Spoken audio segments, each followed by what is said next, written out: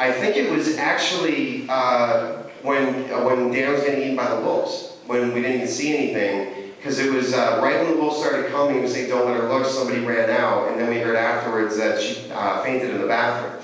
And then the screening on Tuesday, it was the hand on the bar. We had 2 people leave to get sick. One was brave enough to come back in though, so that guy rules. But we're trying, like, the publicists and stuff, they're like, oh, we gotta publicize this, we gotta use this. I don't really like doing that, because when I see that in a movie, when they're like, people who saw Hustle or Carried Out in a state of shock, I'm like, is the movie that bad? That's what you have to do to get people to go see it? And so I don't like to do it. But then last year, when we were here with Grace, we had 2 people pass out at the Egyptian on opening night. Ambulance came twice. And we used it, but then once it came out, all the horror fans show up and they're like, let me see, this isn't that gory. So we're trying not to make a big deal out of it, but the theaters keep asking me to just tell people it's okay to leave. Because a lot of times when they know that we're here, people feel bad walking out or something like that. So that's why I'm like, if you feel bad, if you feel like you're gonna throw up, walk out. And I can also use that as an excuse if people just think the movie sucks and leave. I'm like, they were gonna puke, that's why. Right there, sir.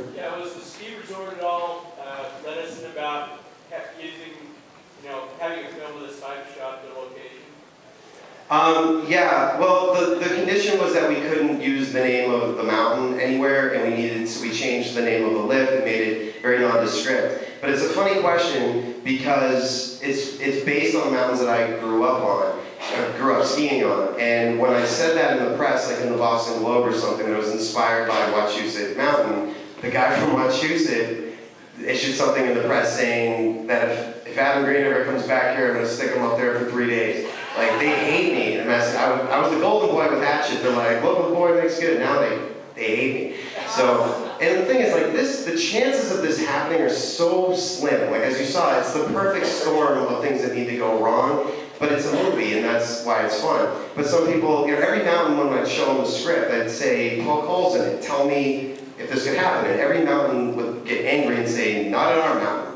This would never happen. But that's like every airline saying our pilots aren't drunk. I mean, how many times have you heard about a pilot who was drunk? So there's human error involved, and you can't trust that somebody's really going to do their job. And now at the mountains in New England, what they do is they put the flag in, they send it up, and there's another operator at the top who waits for the flag to clear. Now they're supposed to let the flag go all the way down to the bottom again, just to make sure that it's clear. But in a case like this, there's a storm coming, there's a guy who doesn't really care about his job. Well, you saw the movie, so that's what happens. Another question, there was right here. Yeah, I ski a lot around here, and actually was stuck at Powder Mountain once, about an hour before closing, and there was a huge storm coming in, and the lift broke, actually the spot about twice as high as that. Jesus. And we were all starting to freeze, our hand warmers went out, and the lift was broken for about an hour, and for the first time in my life, I began to get really worried. Yeah. So that's why I came to the movie, but I did notice the references to Jaws. I wondered if, in the back of your mind, you were making a version of Jaws for skiers. Well, yeah, I mean, this is always like a tough thing to say. I'm by no means comparing myself to them, but my 2 biggest inspirations are Hitchcock and Spielberg. And when we were getting ready to make the movie, the one thing that I had off my keys on the crew watch was Lifeboat and Jaws. And Jaws, because Jaws took something very simple, like just swimming at the beach, and made it absolutely terrifying. And that was the goal of this, is take something that's a very fun recreational activity, but play on that fear that everybody has, because I'm sure there's a lot of skiers in here, you know the feeling of when the chair stops, like what's going on. But also with Jaws, it was really the whole man versus nature thing, and the 3 characters being on the boat, more so than the shark or any of the other things like that. But it was that character development that actually made the shark 100 times more scary, because you were so vested in them. Now it's tricky with a film like this. I mean, any genre film is tricky, but in terms of with critics, we've been really lucky. I'd say like 95% of our reviews have been glowing. But there's some people who come to see this and they hate the scenes where the actors are talking. They can't stand it. But hurry up, come on, come on, come on. Oh, or her face is peeling off, awesome. And then there's other people who appreciate the fact that there's actually acting going on as well, and there's a story, and so you can't please everybody with it. But I think Jaws, more than anything, nailed that perfectly. Because there's not that much action in Jaws. There's very little gore in Jaws, but it's one of the scariest movies anyone's ever seen. And then Lifeboat, how do you tell an entire story in one location? and it's through interesting characters. So when I wrote these characters, I figured out where they were going to end as people, and then I purposely sort of flawed them and made them a little bit more unlikable up front so that they had somewhere to go. Right here, sir. I guess you were like shooting some of that stuff outdoors in the mountains at night. Was that really uncomfortable? I mean, how'd you keep the actors together to do it? Were you spraying heat guns at them all the time? Or? It was, no, there was no heat guns, there was no, it was, when word got out, when we were casting this, and I said I'm going to shoot the whole thing practically, and there were 4 companies that wanted to make this film. 3 of them refused to let me do that. They just kept saying, there's so much of this that's going to be in close-up, why not just use a soundstage? But the performances, their skin, their breath, it wouldn't have been the same. So when word got out, like I'd say 75% of the actors that were supposed to come in all refused to come in and read for it. And that just goes to show you young Hollywood today. I think most of them want to be on TMZ, they want to be famous, they want a lot of MySpace friends, but actually carry the weight of a movie with your performance, screw that. They don't want to do it. So we lucked out, and all the actors who came in were really, really strong actors, and I told them all up front, you're not going to be able to come down, you can't go to the bathroom, you can't eat, you're up there. So what we did for comfort was we had vests made that we would put hand warmers in, which would last for about 20 minutes. We'd lie to them up front, we'd be like, oh, these are 6-hour hand warmers, you're good. They weren't. Battery operated socks, and actually Rileah's scene when she shot it was, what temperature was it? Like -7. Yeah. And she got to be on the ground just looking pretty like the rest of them. We were screwed. We couldn't give them anything at all, really. They had a rope that they could send down that we were supposed to be able to set up new hand warmers and tea with, but it was like self-knotting rope. No matter what we did, the rope could never get down to them.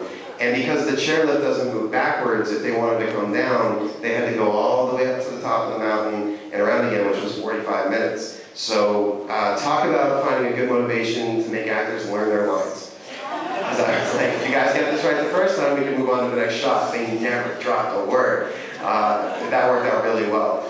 Speaking of the actors going up to the top, the hardest thing to shoot in this was actually not when the chair was stopped with the techno crane moving around them, but it was when the chair was actually moving and they were speaking before it gets stuck. Now originally the plan was we'll put a hostess tray on one side and we'll shoot from the chair in front of them.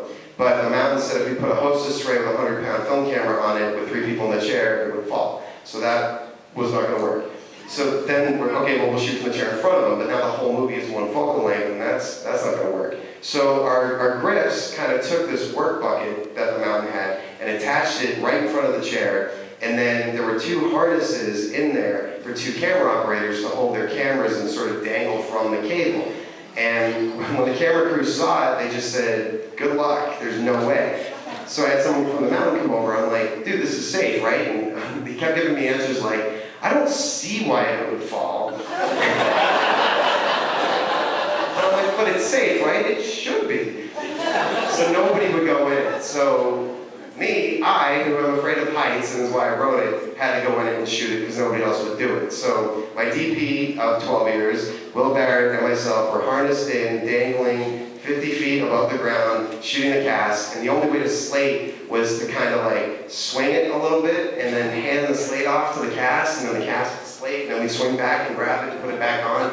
And at night, we could only afford to light the first 4 towers. So we'd shoot, shoot, shoot, and then we'd have to stop and go all the way up and around again until we could do another take. And at the top of the mountain, it was like 35 mile-an-hour winds, or no, it was 60 mile-an-hour winds, and it was like -20 wind chill or something. And all we could do was like hunker down and try to laugh about it. But it was awful. It was absolutely awful. I don't know why I did it. I would never do it again. I'm really not a tough guy at all. Like, we're actually engaged. I would rather sit at home with the cats and play Xbox than do this. I can't even catch a football. I kind of suck.